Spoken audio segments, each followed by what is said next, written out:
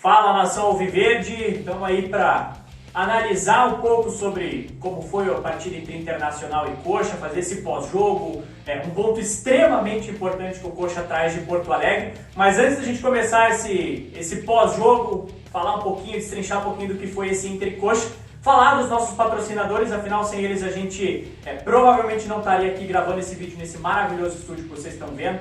Então, primeiro falar da Make It Simple. Se você está procurando aí uma escola de idiomas, a Make It Simple está aí para te ajudar não só no momento de pandemia, porque ela é toda digital, ela é toda online, mas quando tudo isso passar é uma escola perfeita para encaixar nos teus horários, aí você conseguir estudar onde você estiver. Então, Make It Simple, uma excelente escola de idiomas. A Rádio Táxi Faixa Vermelha, que vocês já estão acostumados, que faz aí o leve trás da gente, leva a gente para cima e para baixo, nos ajuda aí nesse transporte, nessa locomoção. Se você ligar lá na Rádio Táxi Faixa Vermelha, falar que viu o patrocínio deles, ouviu a gente falar aqui na Rede Coxa, eles vão te dar desconto também.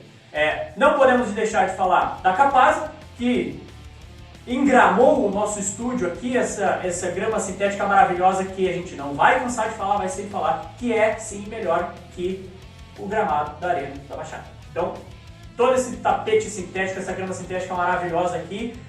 Depois da Capaz tem a WS Tech, que sem ela o nosso site não fica no ar. Então, nosso muito obrigado ao excelente trabalho da WS Tech que hospeda o nosso site, o site da Rede Coxa.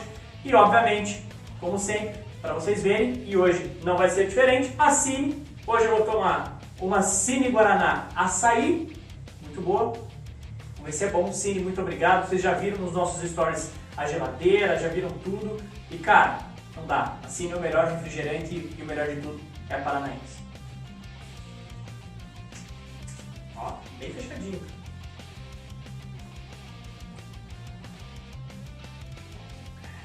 Cine Guaraná mais Açaí Power. Eu vou acordar amanhã com o negócio desse aqui. Acordar não, né? Não vou dormir. Bora pra análise. Inter, Curitiba. 2 pro Inter, 2 pro Coxa. Um jogo que, para começo, se alguém falasse que estava otimista para um bom resultado do Coxa em Porto Alegre, vai estar mentindo. É óbvio que alguém, obviamente, estaria bem, como é que eu posso dizer, bem esperançoso para um jogo lá, mas um Inter líder do campeonato, por mais que estivesse sem Thiago Galhardo, a gente sem Galdesani com Covid, sem William Matheus, sem Nathan Silva, com o retorno de Rodolfo Filemon, um treinador novo, era difícil imaginar que o Curitiba conseguisse ter um resultado positivo jogando em Porto Alegre. Só que não foi isso que a gente viu, não foi um jogo ruim do Coxa, longe disso. Coxa fez um jogo que quando o árbitro apitou, e aí já começando com a crítica a esse árbitro, para mim ele fez um jogo, uma arbitragem ok.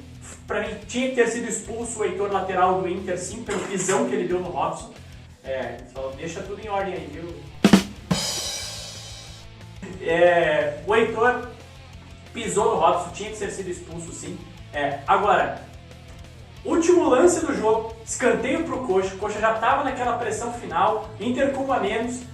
Ele pede a bola pro jogador do Curitiba, que eu não lembro agora quem era, se era o Robson que estava na bola. Ele aponta para a orelha, falando que estava ouvindo alguma instrução do VAR, e aí do nada ele acaba o jogo. Então assim, a gente poderia ter pelo menos uma chance ali de tentar virar, sair de lá com os 3 pontos, e o árbitro do nada inventou alguma coisa no ouvido ali. Não sei se ele achou, se o VAR falou que pegou na mão ou não na cobrança de falta do Robson, mas o fato é que ele aponta pro ouvido, pede a bola e simplesmente acaba o jogo numa decisão completamente bizarra.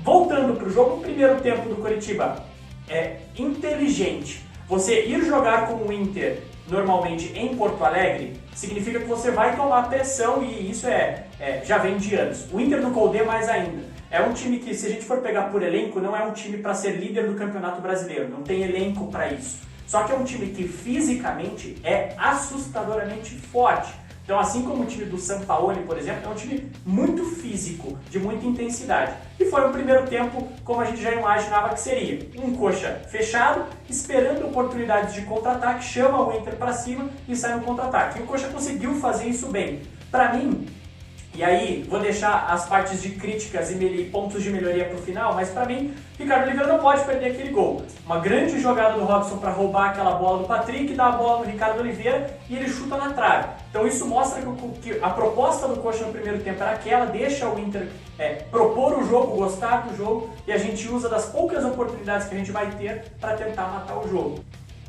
E aí, o Ricardo Oliveira não pode perder esse tipo de oportunidade. Só corrigindo, né? Até o Luiz me ajudou de Robson pro Neilton pro Ricardo Oliveira, não o Robson direto. Mas a proposta do Coxa para primeiro tempo, ela deu muito certo. O que mais me agradou foi a maneira como o Coritiba se comportou, não só no primeiro, principalmente no segundo, que saiu ainda mais pro jogo, mesmo tendo empatado logo cedo. Não foi um gol tardio, um empate tardio, empatou cedo. Mas foi um Coxa muito bem disposto em campo pelo Rodrigo Santana, e o que me mostra, e eu acho que isso precisa ficar claro para a torcida, o Rodrigo Santana tem poucos jogos porque ele sabe que a eleição é o tempo limite dele.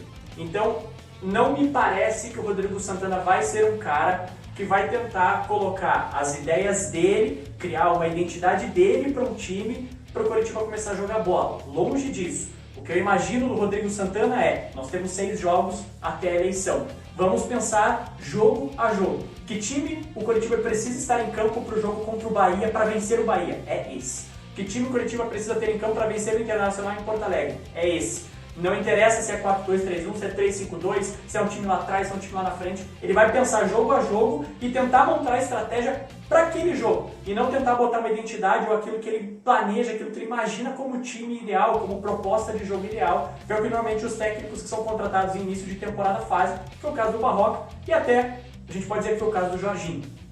Agora, as ideias dele casaram para esse jogo com o Internacional. O Coxa jogou muito bem.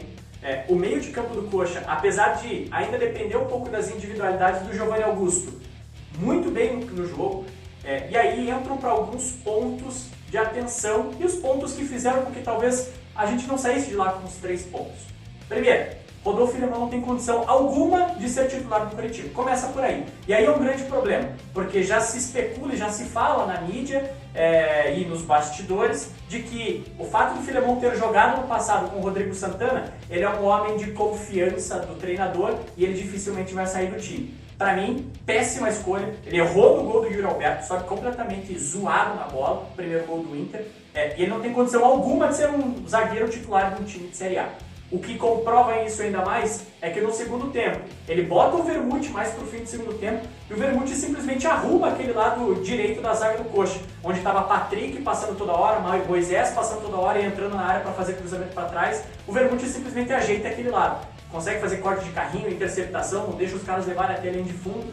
Então, você ter um garoto da base que jogou muita bola contra o Palmeiras, entra muito bem contra o Internacional, e você ter a projeção de continuar com o Filemon, que errou no gol, é péssimo. Talvez se o Filemon não tivesse errado naquele gol, a gente tivesse saído com 2-1 no placar. Agora, Matheus Oliveira improvisado na lateral esquerda, eu achei um erro, apesar dele não ter comprometido, porque você tem um Jonathan que pode jogar pelo lado esquerdo e você poderia pôr o Natanael. Não acho que o Matheus Oliveira comprometeu, tá? De forma alguma, acho que ele fez erros defensivos que proporcionaram gol, um dos 2 gols, não de longe disso, mas eu acho que você não pode ficar improvisando toda hora. A gente já teve o Matheus Salles improvisado na direita, que não foi legal, agora a gente tem o Matheus Oliveira que foi bem meia boca, por muitas vezes ele puxava a corrida dele para dentro, imaginando o histórico dele como meia. Você olhava para ele estava lá no meio, ajudando na construção de jogada. O Coritiba não sofreu com isso no buraco que ele deixou porque o Sabino recompôs, mas poderia ter sofrido. Então assim, é óbvio que isso foi para esse jogo, o Matheus provavelmente vai voltar para o jogo contra o Bahia, mas foi um problema que talvez eu não tivesse feito. Agora, para mim o pior em campo, disparado, vou até para essa câmera para pegar tudo aqui, vocês verem como puto eu fiquei, é o jogo do Pastor. O Pastor fez um jogo pífio, horroroso, muito ruim. E eu acho que o Rodrigo Santana demorou para tirar ele do jogo. Ele tinha que ter saído antes. O primeiro lance que eu comentei aqui, que o Robson rouba a bola, dá pro Neilton, espera o zagueiro posicionar o corpo para dar o passe em profundidade, ele sai na cara do goleiro, sem pressão, e ele não faz o gol. O cara de 40 anos, que, porra, não dá pra dizer que sentiu a pressão do momento ali, frente a frente com o Lomba. Ele não pode perder aquele tipo de gol. 1 a 0, o Coxa conseguindo se defender bem, seria 1 a 0 para o Coxa no caso, então não pode perder aquele tipo de gol. Segundo tempo, por mais que o Bandeirinha por mais que o Bandeirinha tivesse dado impedimento logo depois do fim da conclusão do lance, ele não pode perder o gol, porque ele recebeu a bola em profundidade e de fora da área tentou encobrir o Marcelo Lomba. Pelo amor de Deus, se sai na cara do goleiro, de novo, você é completamente displicente tentando encobrir o goleiro. Não, você tem que fazer o gol. Se o Bandeira anular, azar. Aí o Bandeira anulou. Só que, e se o Bandeira não anula? Era o gol de empate do Coxa ali. Poderia ter acabado 3 a 2 com o gol do Sabino depois. Então um atacante com a experiência do Ricardo Oliveira, com a qualidade que a gente sabe que ele já demonstrou ao longo da sua carreira, ele não pode perder esse tipo de gol. Então eu acho que o Rodrigo Santana demorou em tirar ele e colocar o Rodrigo Muniz. Tirando isso, um bom jogo do Curitiba, muito bem na zaga, com exceção ao Rodolfo Filemon, o resto da zaga, muito bem, o meio muito bem. Gostei do jogo do Hugo Moura e do Matheus Salles, apesar de eu achar que eles não casavam com o Jorginho, achei que os dois jogaram muito bem. O Hugo Moura nos lançamentos no segundo tempo perfeito, o Robson sendo o Robson, é o cara que praticamente carrega o ataque do Coxa, e hoje com o Ricardo Oliveira não jogando absolutamente nada, ele carregou o Coxa, recebia essas bolas em profundidade, puxava para o meio, distribuía jogo, chutava para o gol. E Giovanni Augusto, para mim, dos últimos jogos, o melhor jogador do Coxa. A capacidade dele de ler o jogo, de saber, conseguir se movimentar, abrir espaço com passe, com uma corrida, é espetacular, está numa fase ótima, a gente espera que continue dessa forma, que tenha sido só uma câimbra de jogo mesmo, que tenha sido nada pior. Mais um ponto muito merecido para o Curitiba, com um gostinho de que poderia ter saído com um resultado melhor, e torcer para que agora, com uma semana de trabalho e um jogo com o Bahia dentro do Couto Pereira, o Curitiba consiga repetir essa boa atuação, essa boa inteligência tática para analisar o adversário e a gente consiga vencer esse jogo tão importante. Beleza?